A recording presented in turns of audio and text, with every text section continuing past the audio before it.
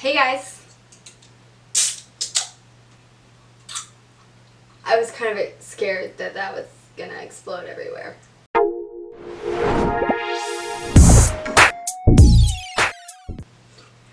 Hey guys, what's up? Welcome to my channel. I'm so excited that all of you are joining me today. If this is your first time here, welcome. My name is Casey. If this isn't your first time here, well then welcome back. I'm glad that you're joining me.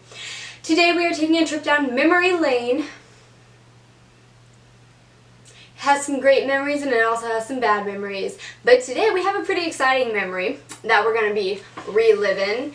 And that memory is when I went to youth camp and met my youth pastor's demon.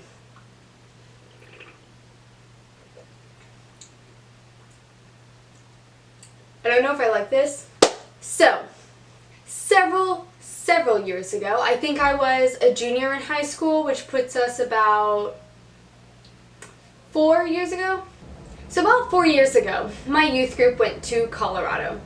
It seemed like a great trip. It was going to be my first time to Colorado. Other people I knew had gone to Colorado. I was super excited. Plus I was going with my youth group and I had a pretty solid group of friends there. So I was excited.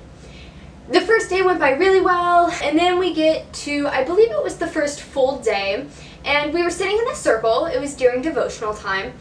And we went through our devotional, and we went through the Bible story, we prayed and everything, and all of us were kind of just sitting around.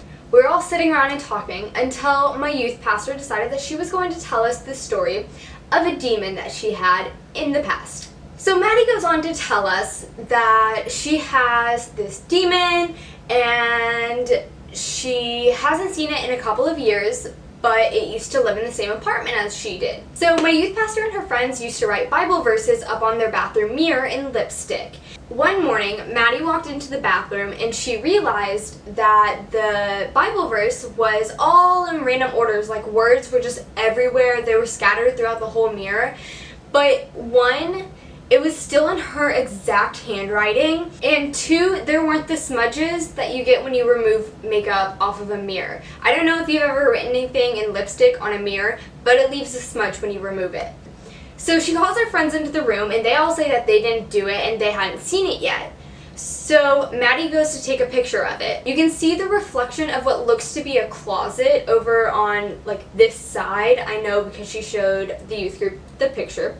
And in the picture there's a face. So I don't know about you guys, but that's a little bit freaky. And then it gets more complicated.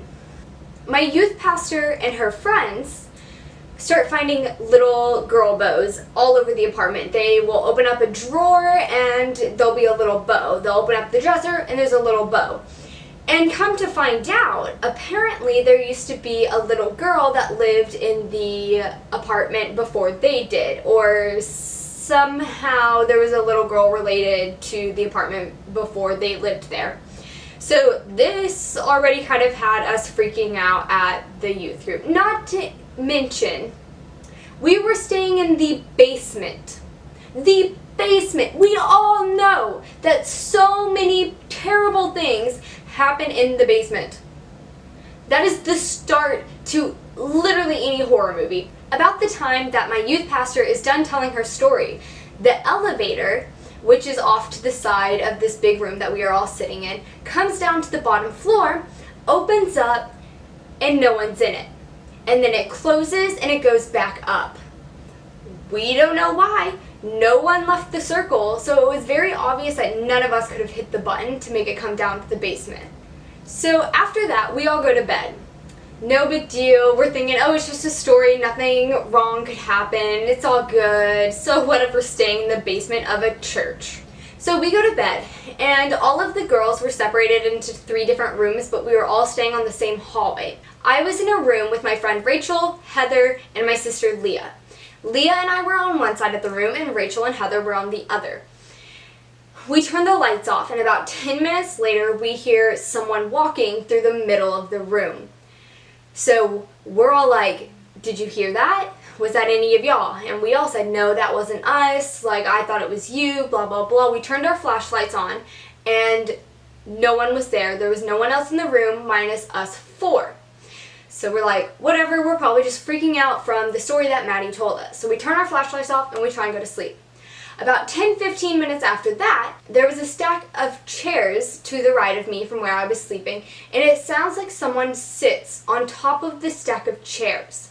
So I'm like, guys, did y'all just hear that? And they're like, yes. We're all starting to get freaked out now, more freaked out than we already were. And Rachel and Heather turn on their flashlights again, and no one's there. At this point, we're scared. So we try to go to sleep, we turn the camera off, or we turn the flashlight off, and we try to go to bed. And then it gets worse. We start hearing scratching on the wall that is sharing the room that our youth pastor is sleeping in with 2 other youth girls. Scratching. We're like, Leah, was that you? And she was like, no, that wasn't me. Was that, like, were y'all scratching? It sounded like it was coming from over here, but it wasn't me.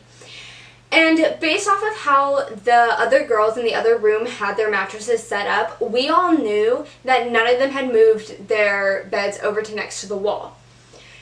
So the next morning, we get up and we ask our friend, hey, did y'all hear anything weird last night? And she goes, yeah, we heard some scratching on the wall, but we just thought it was you guys. And we were like, no, it wasn't us, so we don't know who it is. So we go about our day. Nothing strange happens throughout the day. We were up helping with I think it was a VBS, which if you don't know what VBS is, it's Vacation Bible School. And if you've ever been to a super fun Vacation Bible School, it's great. We get to the devotional that night.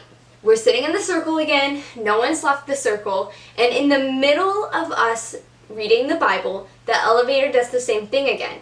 At first we were thinking, well, maybe it's just scheduled to do that. But it was a different time. It was about 30 minutes earlier than the last time it happened, the night before. So we kind of freak out. We keep going though. We keep going on with our devotional, our study time. And then bathroom sinks start going off. Now, these bathroom sinks were the type that were motion detected, and no one had left the circle yet. So we're all starting to think, man, our youth pastor brought her demon with her. But again, we just keep going, and eventually we finish the devotional. We finish our study time, and we're all just kind of hanging out down in the main room. That was about it for the night. Other than a couple of sinks going off several times in the women's restroom and the elevator coming down, that's all that was freaky that happened. So fast forward about 24 more hours, it's the next night. We're sitting in our devotional. And at this devotional, not only does the elevator come down once, but it comes down twice.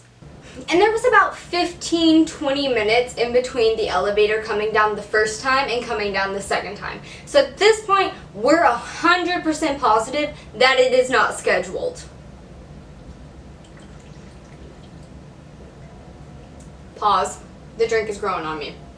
About 5 minutes, 5, 10, maybe 15 minutes after the elevator goes back up the second time, we're finishing up our devotional, we're doing our prayer time, and the toilets in the women's restroom starts flushing.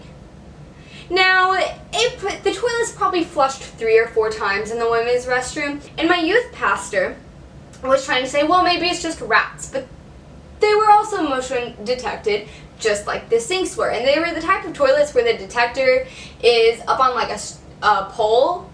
So a rat would have to pretty quickly run up the pole, flush the toilet, run down the pole, run over to the next one, and climb up it. So we knew that wasn't happening because the flushes were happening between 5 and 10 seconds. That's not enough time for a rat to run, especially if it's a fat rat. And about 2 minutes after that, the toilets in the men's restroom start flushing. I don't know about you, but I know a rat definitely cannot run from over here to over here in 5-10 minutes because there was a decent amount of space from this side of the basement to this side of the basement. I don't think it was the rat. So anyways, we finished up, we go to bed. The very last night of Colorado. Guess what we're doing? We're finishing up our devotional. And we're about 5 minutes into our devotional, and the elevator comes down. Imagine that.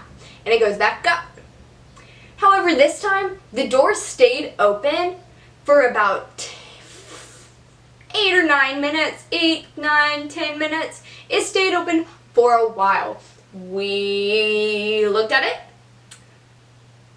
waited for it to shut, it didn't shut, and my youth pastor continued talking about what she was talking about.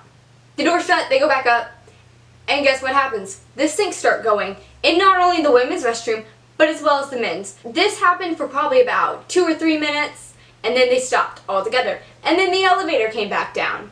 And then the toilets start going off. About halfway through our devotional, the toilets in both the men and the women's restroom start going off and start flushing.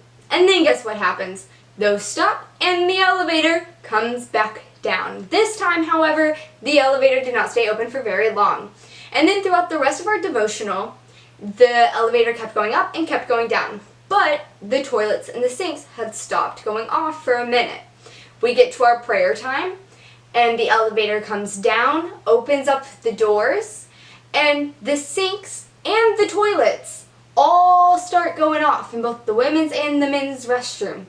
When we were done with our prayer, everything stopped. The toilets, the sinks in both bathrooms stopped. And then the elevator doors closed the doors and then went back up. So all of us, this whole trip, are thinking that my youth pastor brought her freaking demon to Colorado with us, and it was haunting us in the basement. Once we left Colorado, nothing strange really happened other than all of us kind of having this weird, eerie feeling for a couple of days. But that's really it. And since then, I haven't seen my youth pastor's demon. If that's actually what was haunting us, or if we were actually being haunted. Maybe it really was just routine. We'll never know. We'll never know. Anyways, that's the end of this story time. I hope that all of you enjoyed this video, and I will see all of you next time. Don't forget to hit that like button, hit the subscribe button, and comment down below. Comment down below if you've ever been haunted by something, or if you think that I am just crazy. Anyways, bye guys. See you next time.